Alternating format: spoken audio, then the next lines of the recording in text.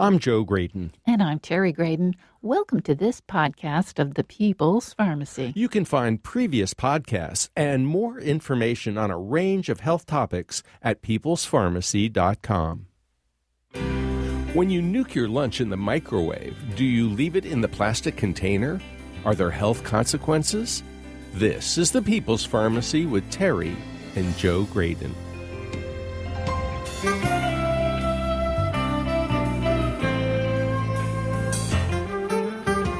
We are surrounded by endocrine-disrupting chemicals in our food and beverages, our homes, our clothing, and our cosmetics.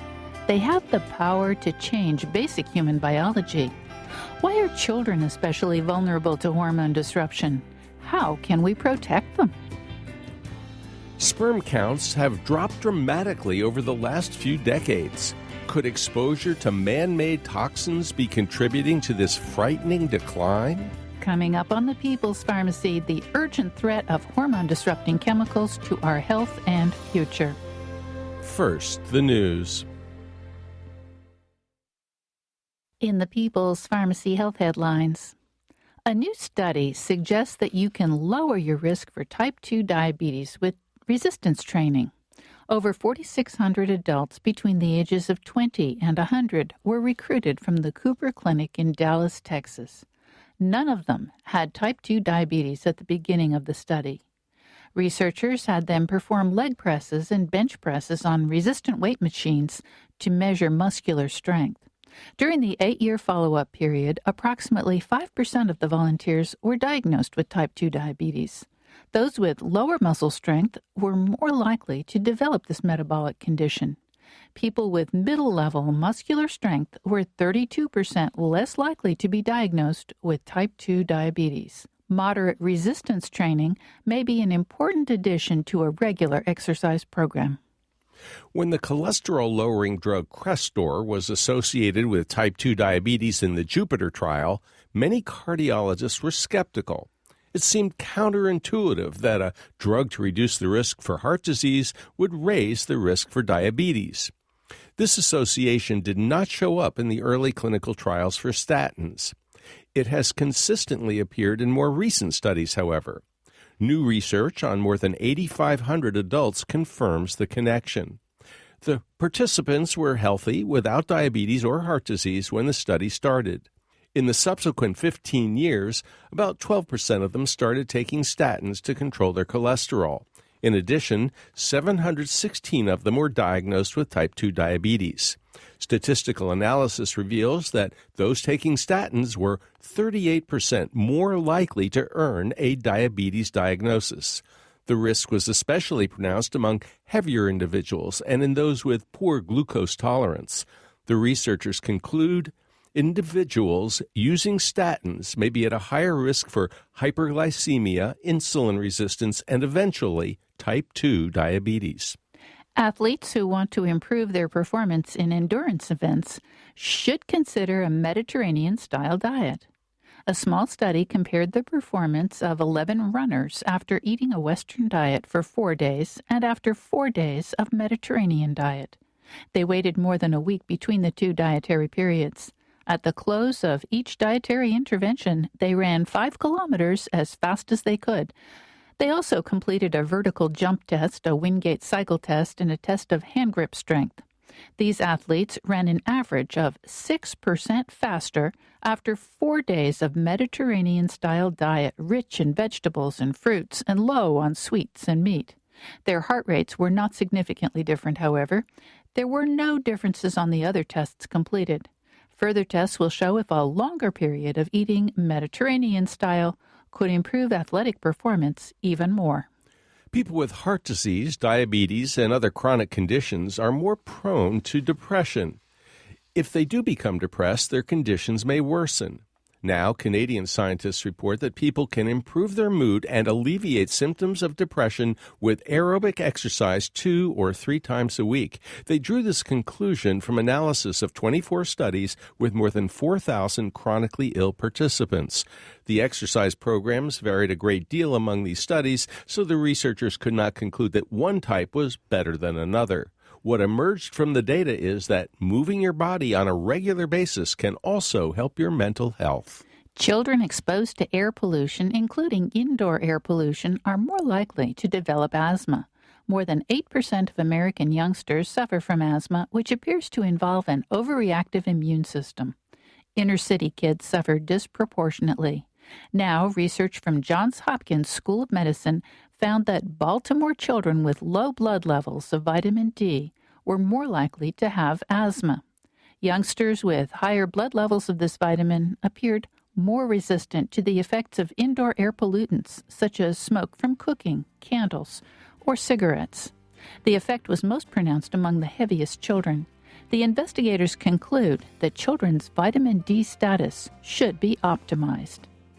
And that's the health news from the People's Pharmacy this week.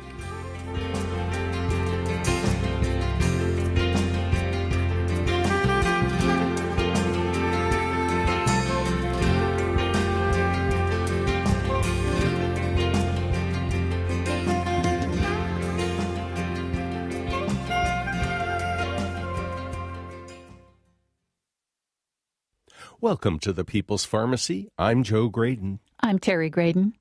In the 1967 movie The Graduate, Dustin Hoffman's character gets one word of advice from Mr. McGuire. I just want to say one word to you. Just one word. Yes, sir. Are you listening? Yes, I am. Plastics. Exactly how do you mean? There's a great future in plastics. Think about it. Will you think about it? Yes, I will. Enough said. That's a deal. What are the health consequences of a world filled with plastics? Do chemicals in plastic affect our hormones? To find out, we're talking with Dr. Leonardo Tresande. He's a professor in pediatrics, environmental medicine, and population health at New York University. He's also the director of the Division of Environmental Pediatrics and vice chair for research in the Department of Pediatrics at the NYU School of Medicine. His book is Sicker, Fatter, Poorer: The Urgent Threat of Hormone-Disrupting Chemicals to Our Health and Future and What We Can Do About It. Welcome to the People's Pharmacy, Dr. Leonardo Tresande. It's great being here. Thank you. Dr. Tresande, you begin your book with a description of a 1962 New York City playground full of happy kids and a comparison with what that playground looks like now. Please tell us what you observed. What's the difference? The difference is, over the past 50 years, we've seen the emergence of 1,000 to 3,000 new chemicals into our environment each year. And in concert with the increasingly chemical world, we've seen increases in chronic conditions, especially among children, but among all of us. We've seen increases in autism and attention deficit hyperactivity disorder. We've seen increases in childhood obesity, even the emergence of type 2 diabetes in children, which used to not even be a concept we'd talk about in pediatrics. We've seen increases in male and female reproductive conditions, in even certain cancers, testicular cancer and breast cancer. And I'm not drawing an entire circle around those chronic conditions and their increases and saying it's all due to environmental factors. But the reality here is that you can't really identify genetic causes for that rapid increase either. Increasingly, we're understanding that chemical factors modify the genome, not with changing the genomic code, but by putting signals that change how genes are regulated in our bodies. So, epigenetics. That's the word. And the reality is here that the consequences are not just for the children of those exposed or those exposed themselves. These are effects that can pass down 2, even 3 generations down the line, even if the subsequent generations aren't exposed. So these are implications for the great-grandchildren. Wow, great-grandchildren. Now, you have written about DES, diethylstilbestrol, which I think was the first of these compounds to be shown to have consequences for grandchildren and possibly great-grandchildren. Can you tell us a little bit about that research, please? So diethylstilbestrol was a pharmaceutical given to pregnant women starting in the 1950s with good intentions. It was intended to prolong pregnancy, reduce symptoms, and it was a synthetic estrogen. And the thought at the time was that estrogens were good for pregnant women and were good for the baby too. But some astute clinicians at the Massachusetts General Hospital documented in the early 1970s an unfortunate cluster of young girls who developed cancers that were otherwise unseen. What they found when they teased out factors that were different between girls with the cancer and girls without the cancer was the striking consistency in relationship to diethylstilbestrol exposure. Now, at the time, diethylstilbestrol was thought to be a once-off. Now, clearly we have diethylstilbestrol grandchildren or DES sons, daughters, and grandkids now. We're seeing effects all the way down the line. But the initial scientific mindset was that diethylstilbestrol was a once-off and that these effects were only found in very highly exposed people rather than lower-level exposures like we see today in the thousands of chemicals that are commonly found in the environment. Unfortunately, now with decades of research, we've identified over 1,000 synthetic chemicals in our environment that are endocrine disruptors, that scramble the basic signaling molecules in our body that are crucial for so many bodily functions. The other game changer here is not just the scope of the chemical onslaught.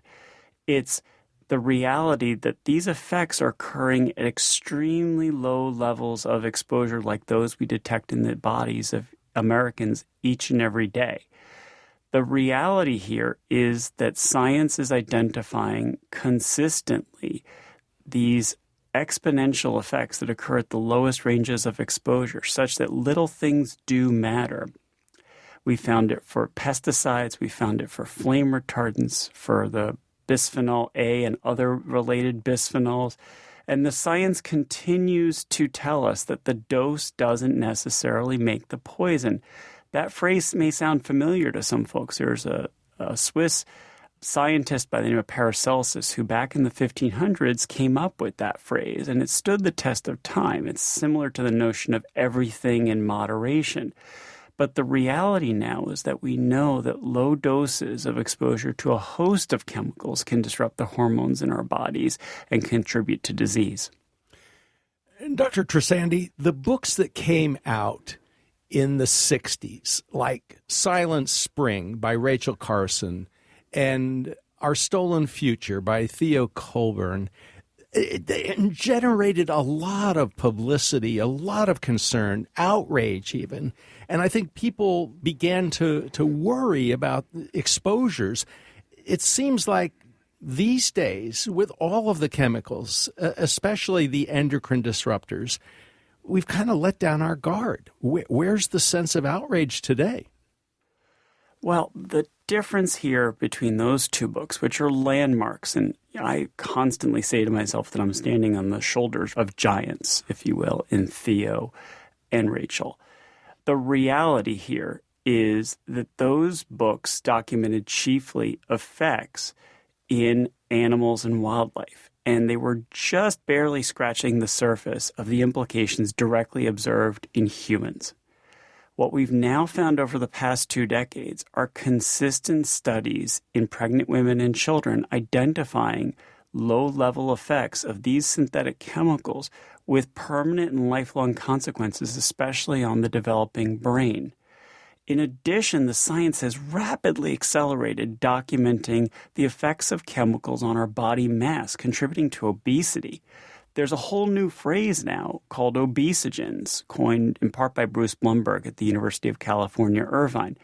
The prototype chemical is bisphenol A. It's, as we may have described earlier, synthetic estrogen. It's actually, a trivia question is that it was considered as a pharmaceutical back when DES was being developed, but it wasn't as potent as DES. That's why we have the DES story and not the BPA story. And synthetic estrogens matter because they can shape in a sexually specific way the development of body mass as puberty ensues. In addition, it makes fat cells bigger and it disrupts the function of a protective protein for the heart called adiponectin. So that's the perfect chain of events for obesity, diabetes, and cardiovascular risk that have also unfortunately been found in a number of human studies. So BPA does all of that, makes us fatter? Unfortunately, that's one of the 50 or so obesogens that have been identified. Well, let's talk a little bit about where we'd find bisphenol A, because it's almost ubiquitous. Well, but I think a lot of people believe that it disappeared. You know, there was that whole controversy a decade or so ago about BPA in baby bottles. And then you would see ads for BPA free. So I think a lot of our listeners think, oh, BPA, it's gone. No worries. Sadly, that's not the case for a number of reasons. So let's talk about first where BPA remains in use, though I would argue it's dwindling even for these uses. It was banned in baby bottles and sippy cups by the Food and Drug Administration. By the way, mostly because of the public outcry about BPA in baby bottles and sippy cups that actually led the manufacturers to change their ways and run to FDA to insist on the regulation, but more on that later. It was still, and still is used to this day, in aluminum can linings because it's an important chemical that prevents corrosion and allows for the food to remain stable in those containers for many years. It was also used in thermal paper receipts linings. That glossy coating you see is bisphenol derived. Now, the other problem here is that as attention has focused on bisphenol A, we've seen an effort to substitute out BPA and put the BPA-free label. But the problem is what BPA is being substituted with. There are over 40 other bisphenols now used on the market. It's an alphabet soup. I like to call them the artists formerly known as BPA. BPS, BPF, BPP, BPZ, BPAP, the list goes on and on. By the way, you don't need a PhD in chemistry to sort this out. They're all bisphenols. They're all pretty easy to find out. You see that BP whatever, and that's what the chemical category refers to. But let's just pick on one example, BPS, which is the biggest emerging replacement for BPA. It's as estrogenic, it's as toxic to embryos, and even more persistent in the environment than BPA. So we've literally played chemical whack-a-mole with our life. We've whacked down BPA to a large extent, and we're seeing BPS and a host of other bisphenols come on the horizon.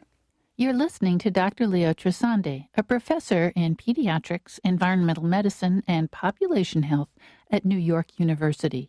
He's also the director of the Division of Environmental Pediatrics.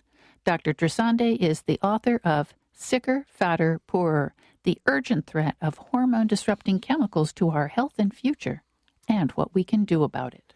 After the break, we'll find out how BPS and other substitutes for BPA compare to it. Estrogens aren't the only hormones that can be disrupted by chemicals in our environment. What about thyroid hormone? We'll also find out about dropping sperm counts and what chemicals might be responsible.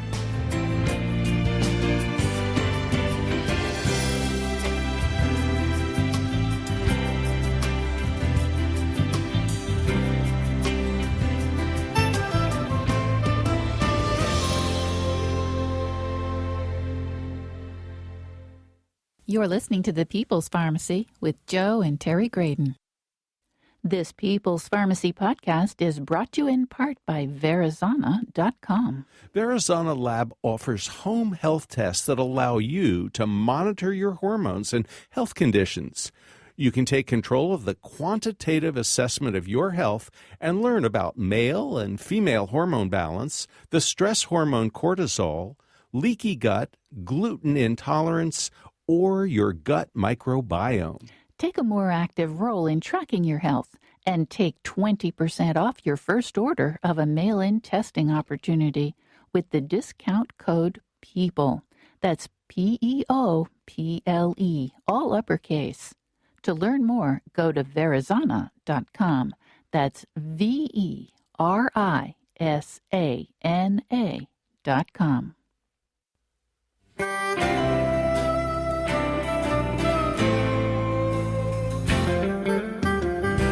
Welcome back to the People's Pharmacy. I'm Terry Graydon. And I'm Joe Graydon. If you would like to purchase a CD of this show, you can call 800-732-2334. Today's show is 1158. That number again, 800-732-2334, or visit our website, peoplespharmacy.com. You can also download the free podcast from iTunes. The People's Pharmacy is brought to you in part by Verizana, an analytical laboratory providing home health tests for hormones, gut health, and the microbiome. Online at verisana.com. Today, our topic is the hormone-disrupting chemicals in our personal environment. Over the last few decades, we've come to prize convenience. Our food and beverage containers are lightweight, unbreakable plastic that we throw away. Treated fabrics in our clothing and furniture resist stains.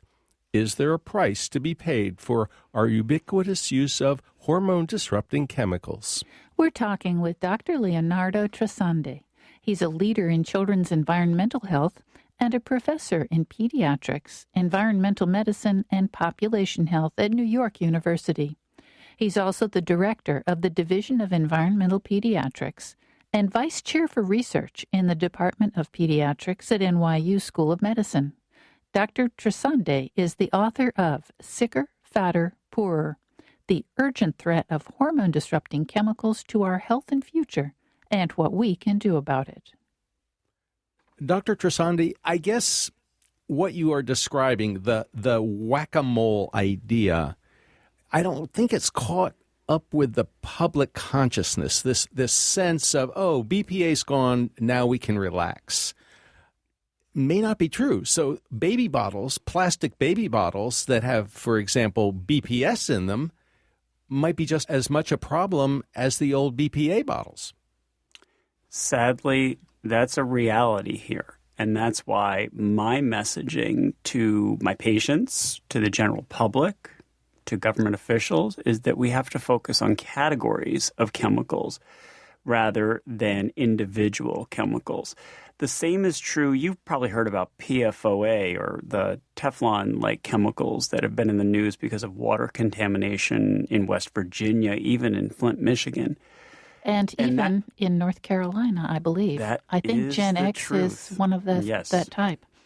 And I was actually going to bring that up because Gen X, if you will, is a mixture that was put together in part to replace PFOA.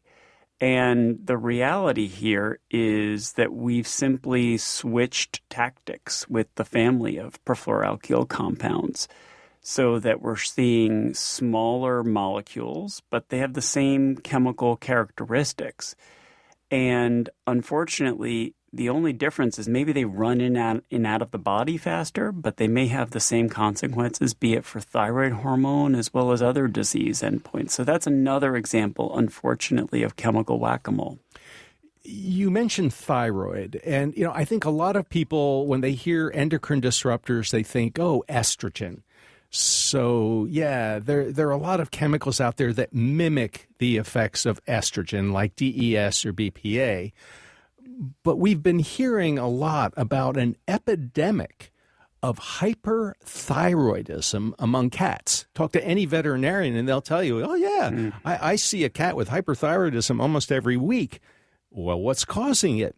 Well, there's this sort of puzzled look. We're not completely sure. Flame retardants. Well, what about that? At least that's a suspect.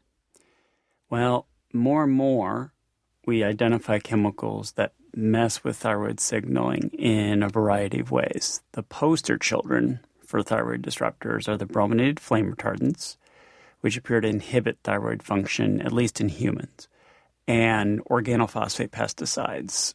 Those are the category of pesticides that the former EPA administrator, Scott Pruitt, chose not to ban, one in particular called chlorpyrifos in agriculture. But we can come back to that later.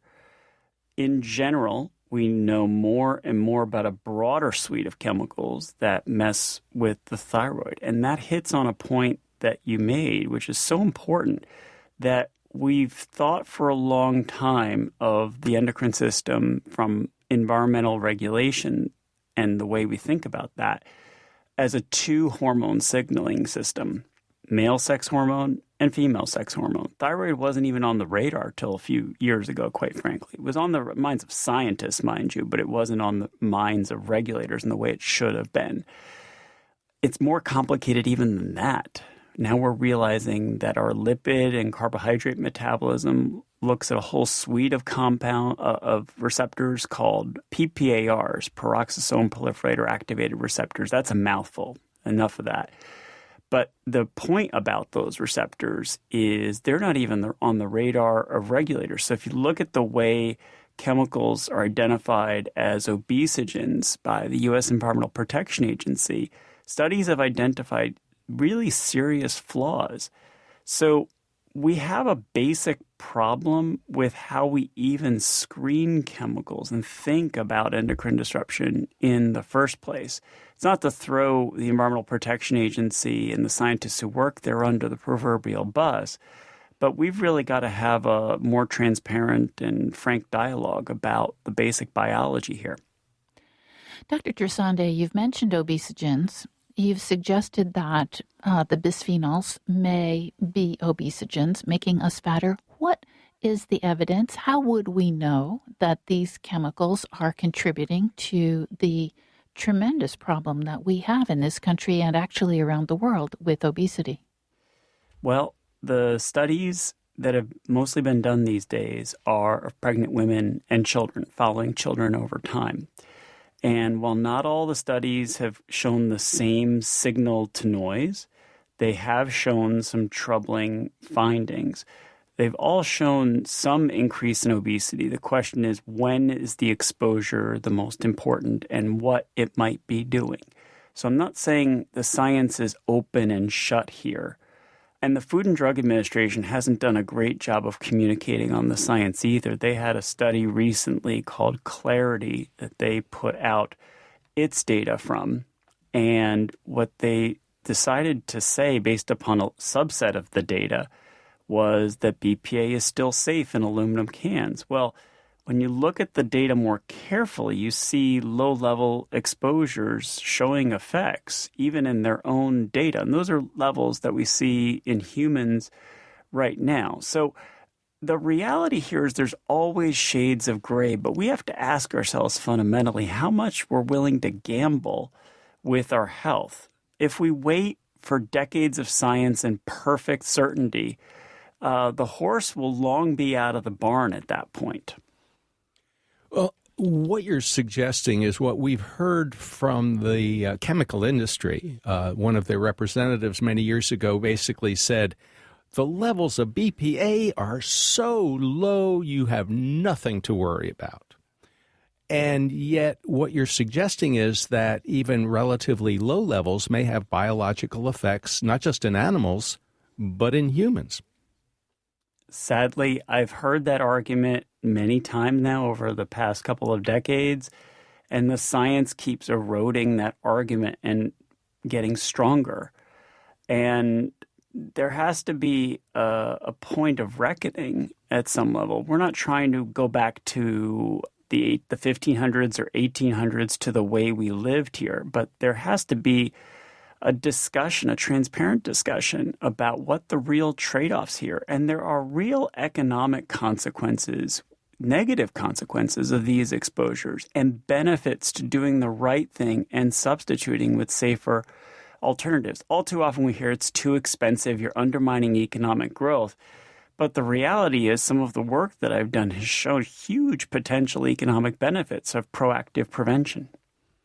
Well, I want to go back to the concept of exposure because I think a lot of people have a hard time imagining how they're being exposed or even how their children are being exposed to these endocrine disruptors. So let's return to the story of the cats and the possible exposure to flame retardants.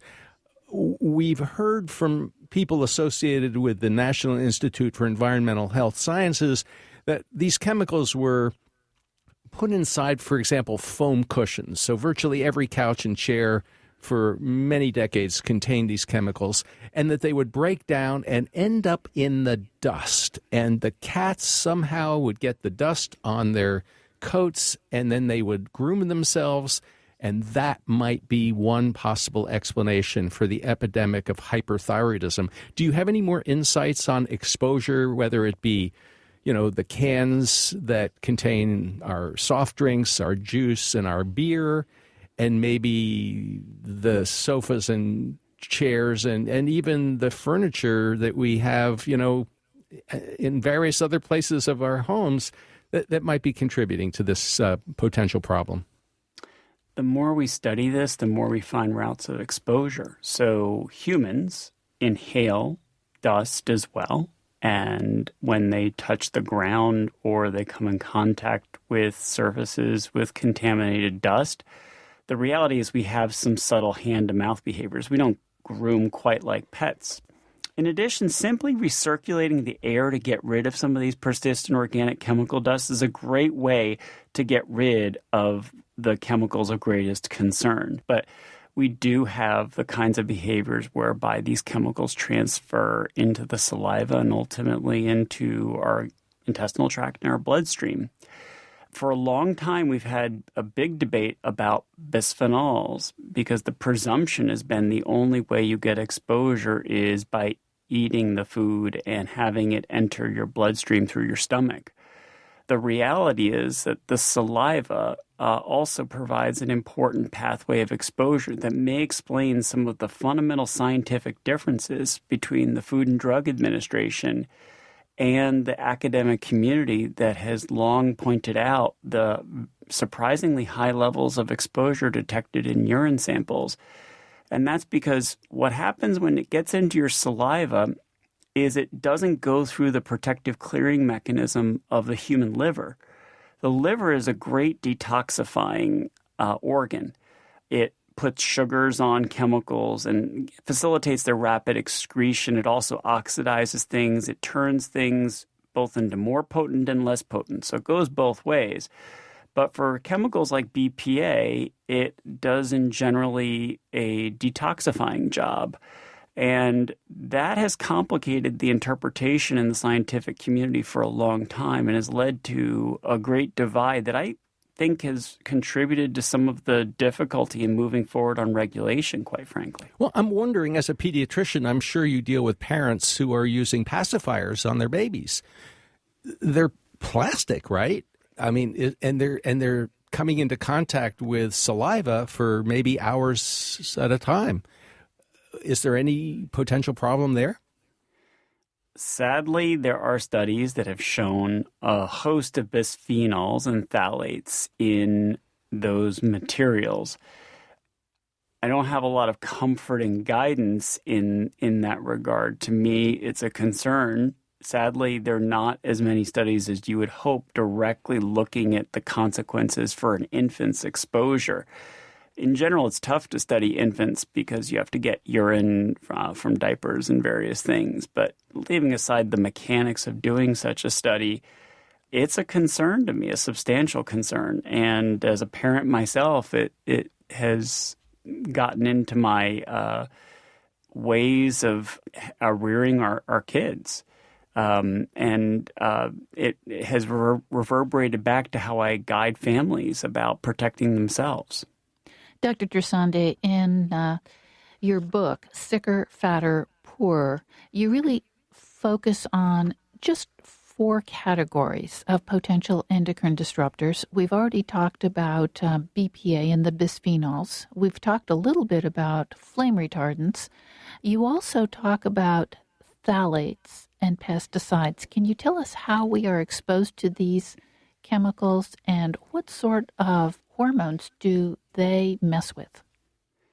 Phthalates are a motley crew of chemicals, but characteristically they make plastics soft. They're also used as scents and fragrances. They are used in cosmetics, lotions, and even food packaging. A big concern about phthalates is that they inhibit the function of the male sex hormone testosterone, which is important for libido, reproductive development, sperm count may be affected, as a result. And so there are a host of consequences that run the gamut from birth defects to concerns that men who don't even want to have a family might have about that exposure. In addition, it can disrupt the function of a major group of proteins that guide how metabolism shifts calories into muscle as opposed to fat. And in addition, there are concerns that it contributes to inflammation, which may be an important factor for heart disease. So in some cases, this is literally a life and death matter as a result of exposure. There's a lot of attention these days to the phenomenon of low T in adult men, and that's because it's either a marker for or a risk factor for adult cardiovascular disease and even death. So these are not simply mom and baby issues, as much as I'm a pediatrician and I focus on the effects on kids in particular. You know, it's interesting. There was a novel by P.D. James called Children of Men. And then after that, there was the book and now more recently, the television series, The Handmaid's Tale. And you've been talking about testosterone and the effects on male sex hormones. Those novels suggested that we might reach a time when fertility reduced down to virtually zero. Are sperm counts dropping? Do we need to worry about fertility? Unfortunately, yes. We've seen consistently, going back to the 1930s now, first a drop-off in a major study that looked at sperm counts from 37 to about 71 that showed about a 70% decrease in sperm counts done by the great Danish pediatrician Niels Skakebæk. And then Haggai Levine and Shauna Swan and her colleagues did a nice, elegant follow-up study that brought the data out to right now and found another 50% decrease. And the decrease was concentrated to the developed countries where these chemicals are so widely used already. I can't tell you which chemicals explain the trend. I'm not saying the entirety of that drop-off is due to synthetic chemicals, but even if it's a substantial contributor rather than the entirety, that is a huge concern. It doesn't take us right now to zero fertility, but we're at a point where you have in the Nordic countries commercials encouraging couples to procreate because they're concerned about their population. You're listening to Dr. Leonardo Tresande. He is an internationally renowned leader in children's environmental health and professor in pediatrics, environmental medicine, and population health at New York University. He's also Director of the Division of Environmental Pediatrics and Vice Chair for Research in the Department of Pediatrics at NYU School of Medicine. His book is Sicker, Fatter, Poorer: The Urgent Threat of Hormone-Disrupting Chemicals to Our Health and Future, and What We Can Do About It. After the break, learn how chemicals used to make carpets and furniture stain-resistant might be affecting our health. If you want to avoid BPA, you might want to stick with glass for food containers, but that can be challenging. What should you know about the recycling numbers on the plastic containers you might buy? What are the consequences of a low iodine diet, and how could you counteract them? Is it possible to get endocrine disruptors out of our environment?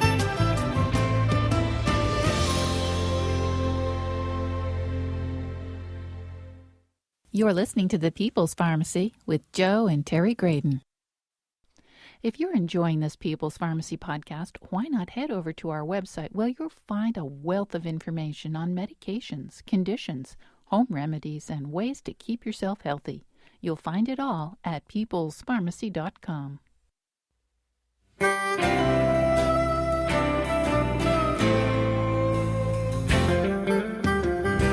Welcome back to the People's Pharmacy. I'm Terry Graydon. And I'm Joe Graydon. To purchase a CD of today's show or any People's Pharmacy broadcast, you can call 800-732-2334. Today's show is 1158. That number again, 800-732-2334, or you can find it at peoplespharmacy.com. You can also download the free podcast from iTunes or from our web store. We invite you to consider writing a review. The People's Pharmacy is brought to you in part by Verizana, an analytical laboratory providing home health tests for hormones, gut health, and the microbiome. Online at verisana.com. Today, we are discussing endocrine disruptors and their effect on our health and the health of our children. Our guest is Dr. Leonardo Tresandi. He's a leader in children's environmental health and a professor in pediatrics, environmental medicine, and population health at New York University. He's also director of the Division of Environmental Pediatrics and vice chair for research in the Department of Pediatrics at New York University School of Medicine. Dr. Tresandi is the author of Sicker, Fatter, Poorer, The Urgent Threat of Hormone-Disrupting Chemicals to Our Health and Future, and What We Can Do About It. Dr. Tresandi, I've been interested for many years in a class of chemicals that are referred to as stain-resistant products. I mean, you can buy a spray can of these PFASs and spray it on stuff to prevent stains, but they come already embedded, for example, in our carpets quite frequently, sometimes in clothing. You'll find them on furniture. Are there any concerns about endocrine disruption from some of these chemicals? We've talked a little bit about the thyroid disruption already that can be linked to it, but here's a study that really should bring this home and make us all a little bit uncomfortable. So a study followed a cohort of women, I believe, who were trying to lose weight, successfully lost weight, and then they followed them up and examined how they were able to keep their weight down. And the higher their levels of PFASs at entry to the study, the more they gained their weight back. Which, again, nothing in this book, nothing that I'm going to say says that diet and physical activity aren't the major drivers of the obesity and diabetes epidemic in the United States today. But the evidence keeps piling up that synthetic chemicals are an important third factor. So many conditions are the byproduct of a three-legged stool where we have behavior, very important, genetics, terribly important, and then environment, which is the third leg of the stool that doesn't seem to get so well recognized. And in that category, chemical factors, especially endocrine disruptors, are a major component. Dr. Tresandi, what can a family do to protect, especially the children, but also the adults, from the negative consequences of these endocrine disrupting chemicals? There's a lot of safe and simple steps that anyone across the age spectrum can take, and nothing that I'm going to suggest would break the proverbial bank. So look at bisphenols. Avoiding canned food is a great way to reduce your bisphenol A exposure between 60 or so %. You can do the opposite, by the way, and spike your BPA levels by eating a bunch of canned food. They've done that in studies. I don't recommend it. Well, we actually talked to the researcher at Harvard who did that. Ah, there you go. It wouldn't have been my idea, but moving on, the other way to limit exposure is to avoid those thermal paper receipts. These days, you're seeing a lot of companies going ahead and offering electronic receipts, which is a great way to avoid the issue in the first place. And it helps the person who's dishing out the receipt as well because they don't have to touch it either. So it's a 2-for-1 deal. In addition, eating organic is a great way to reduce your pesticide exposure. And I know there's a lot of talk about the price margin between conventional and organic, and I'm not disagreeing with it completely, but here are the reassuring things to take away. There are priority fruits and vegetables, the leaves and outer layers that you eat that are sprayed with these pesticides are the fruits and vegetables that you need to focus on. There's a so-called dirty dozen of fruits and vegetables that Environmental Working Group has identified over the years. They keep updating it. And they've tested or gotten data from the Environmental Protection Agency to look at the residues of pesticides and how bad they are on the fruits and vegetables in particular. There's also a clean 15, by the way, of the ones where you don't have to worry as much about it. So that speaks to this notion that you can pick and choose and not have it break your proverbial bank. In addition, we're seeing the big box stores pick this up, which tells you that market share is changing in a rapid way. And when market share changes, then the price margins start to narrow as companies innovate to squeeze that price margin down even further. So this doesn't have to be a negative from the perspective of the budget. In addition, when it comes to phthalates, there are a lot of steps you can do to reduce exposure. Avoiding microwaving plastic is a really important step.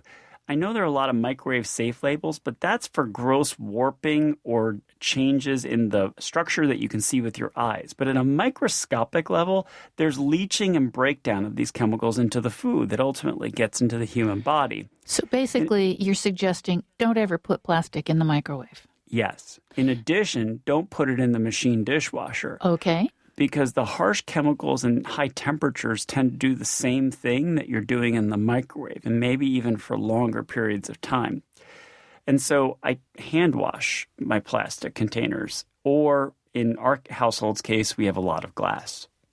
Well, speaking of glass, if you go to the supermarket and you want to buy juice, let's say, or even vinegar these days. It's hard to find anything that's not in plastic. And I always wonder about things like vinegar. And even if you go to a liquor store, you will find that there are 70-proof alcoholic beverages in plastic. And I wonder if the vinegar, the acid, and or the alcohol isn't leaching some of that plastic, maybe those phthalates, into the liquid.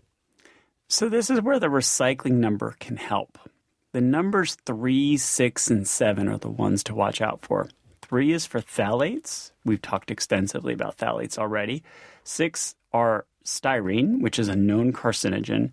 And 7 are those bisphenols. Now, some will argue, well, 7 also has plant-based plastics, and I wouldn't disagree, but there's no way to distinguish between the two.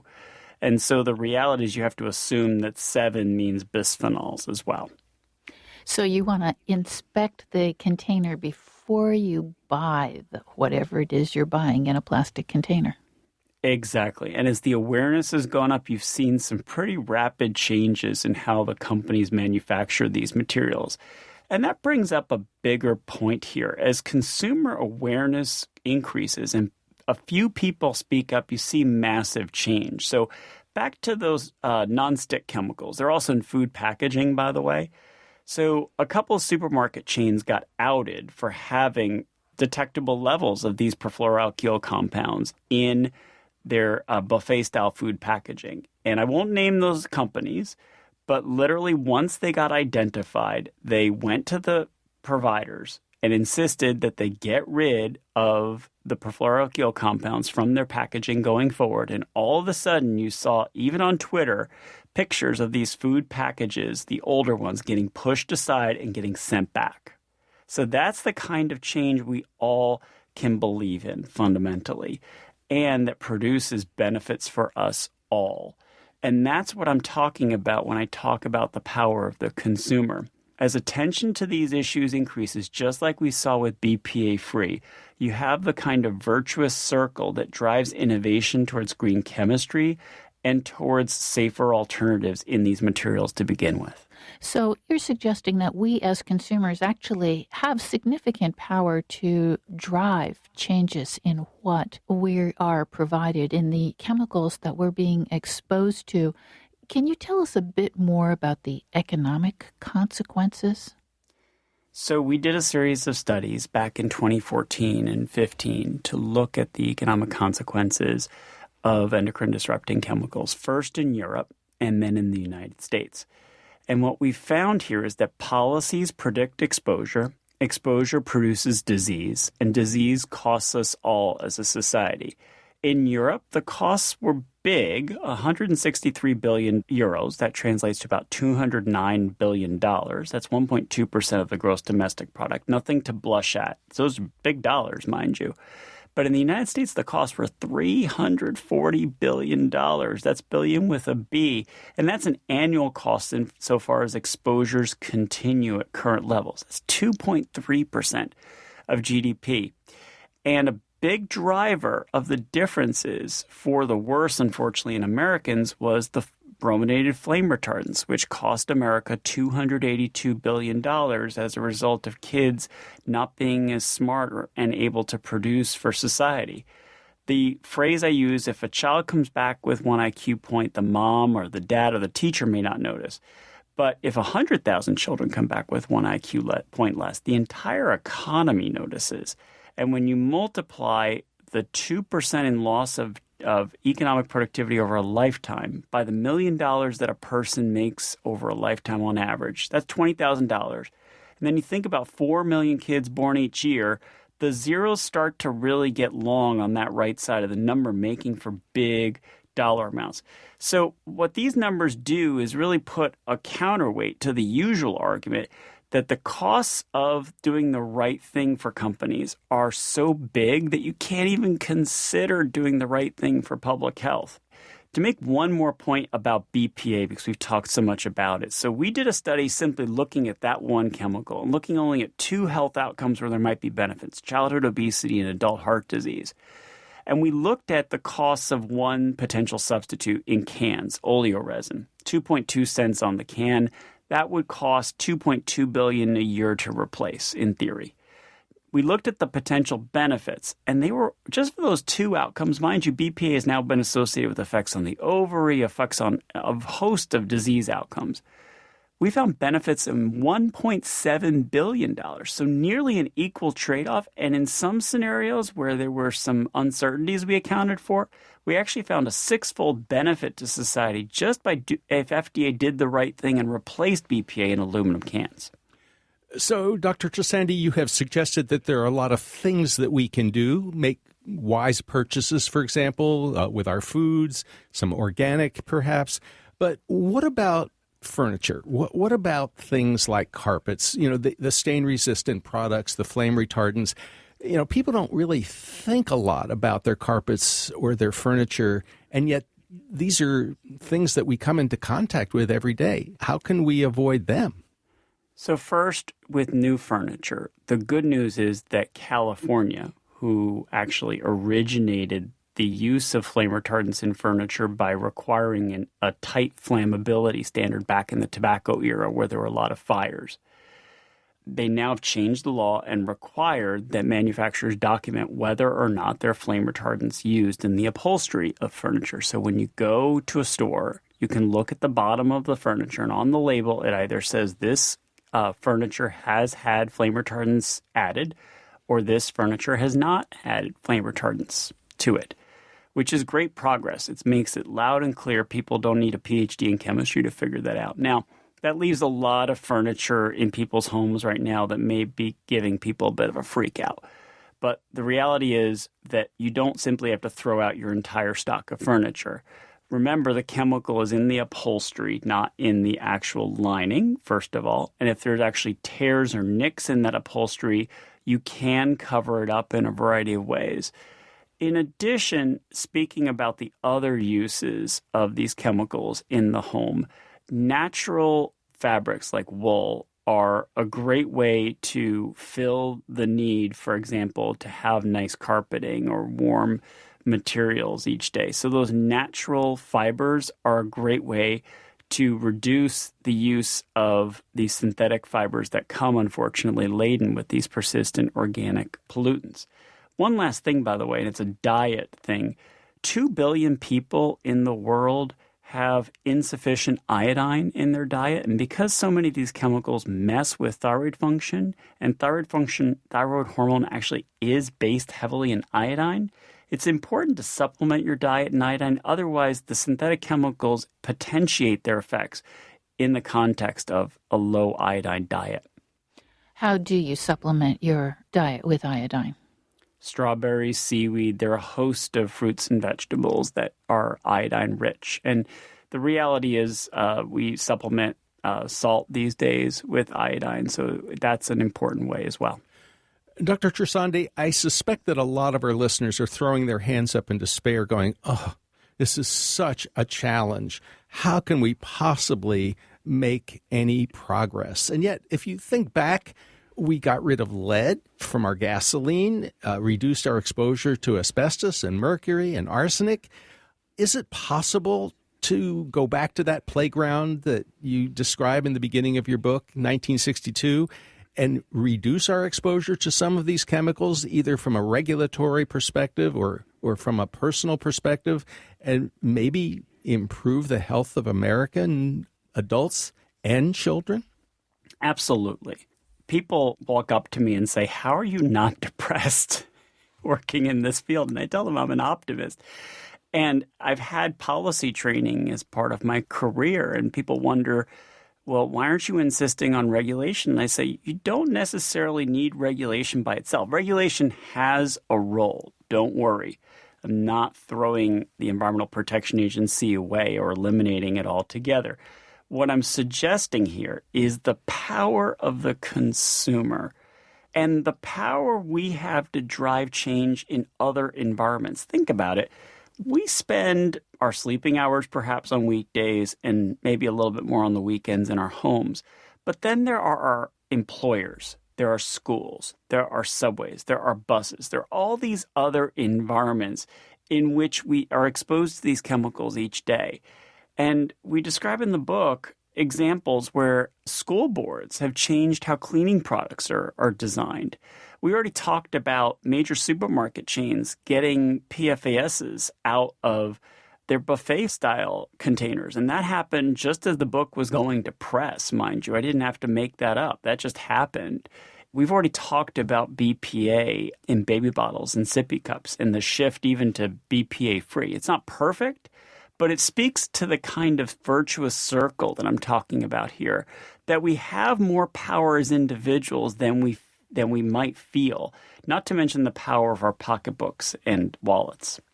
Dr. Leo Tresande, thank you so much for talking with us on the People's Pharmacy today. Thanks again. It was a pleasure.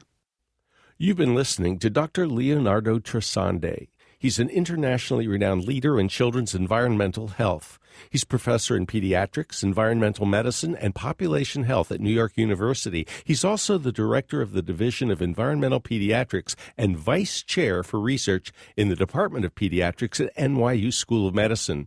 His book is Sicker, Fatter, Poorer: The Urgent Threat of Hormone-Disrupting Chemicals to Our Health and Future, and What We Can Do About It. Lynn Siegel produced today's show. Al Wodarski engineered.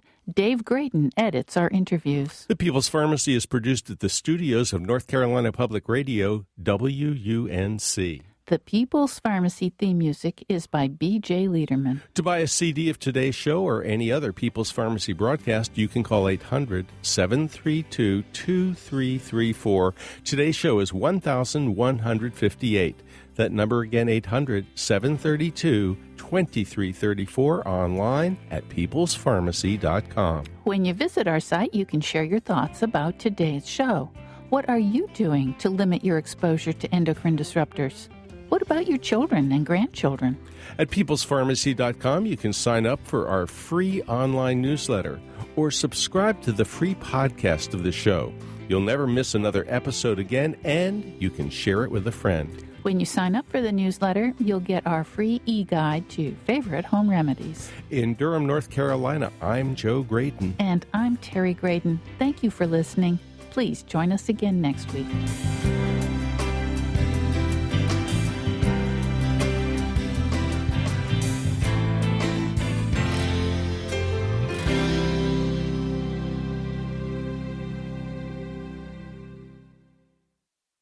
We hope you enjoyed this podcast. If so, please consider taking a minute to write a review on iTunes. And thanks for listening to The People's Pharmacy.